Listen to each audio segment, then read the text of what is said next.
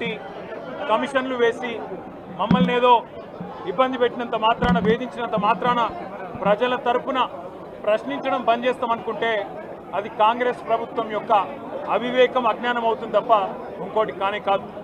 పెద్దలు కేసీఆర్ గారిని పెద్దలు హరీష్ రావు గారిని కాళేశ్వరం కమిషన్ ముందు కూర్చోబెట్టి మీరు పైశాచికానందం పొందొచ్చు.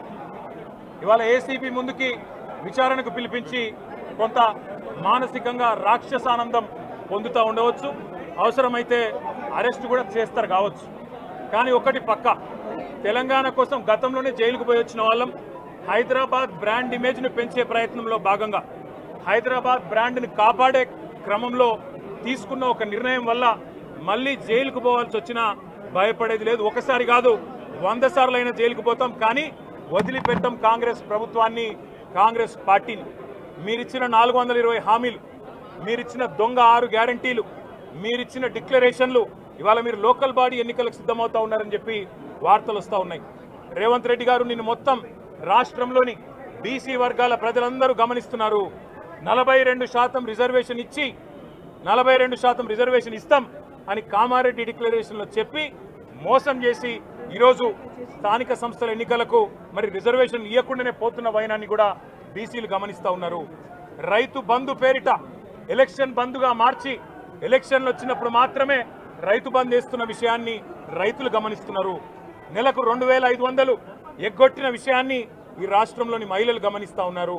2 లక్షల ఉద్యోగాలని చెప్పి నువ్వు చేసిన మోసాన్ని ఈరోజు రాష్ట్రంలోని యువత గమనించింది. కాబట్టే నీ దగ్గర చెప్పుకోవడానికి సమాధానం లేదు, చెప్పుకునేందుకు ఏమీ లేదు.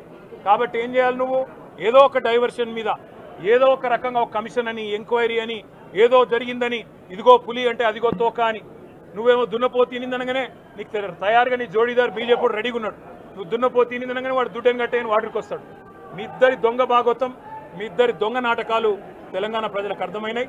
మేము మాత్రం వాళ్ళ పెడితే గిడితే ఒక వ్యక్తినో 2 వ్యక్తులను జైల్లో పెడతాం, కానీ లక్షలాది మంది కేసీఆర్ సైనికులను టచ్ చేసే ధైర్యం నీకు లేదు. తెలంగాణ ప్రజలకు రక్షణ కవచంలాగా ఆనాడు ఉన్నది టీఆర్ఎస్ఏ, ఈరోజు ఉండేది బీఆర్ఎస్ఏ, రేపటికి కూడా స్వీయ రాజకీయ అస్తిత్వమే శ్రీరామ రక్ష అనే విధంగా ముందుకు పోతాం. నువ్వు ఒక్కసారి కాదు 100 సార్లు పిలిచినా వస్తా, 100 సార్లు నిజమే చెప్తా. నువ్వు లై డిటెక్టర్ పరీక్షకు నీకు దమ్ముంటే నువ్వు మగాడివైతే రా, రాష్ట్ర ప్రజలందరూ చూస్తుండగా లై డిటెక్టర్ కూడా రెడీ. నువ్వు ఒక కేసు కాదు ఇంకో 1000 కేసులు పెట్టినా మేము ప్రశ్నించడం బంద్ చేయం, కొట్లాడడం బంద్ చేయం, తెలంగాణ ప్రజల తరపున నిలదీయడం బంద్ చేయం. నువ్వు వేధింపులతో కేసులతో ఏదో సాధిస్తాననుకుంటే నువ్వు సాధించేదేమీ లేదు. అన్నిటికీ తెగించే కొట్లాటకు ముందుకొచ్చినాం, తప్పకుండా అన్ని ఎదుర్కొంటామని చెప్పి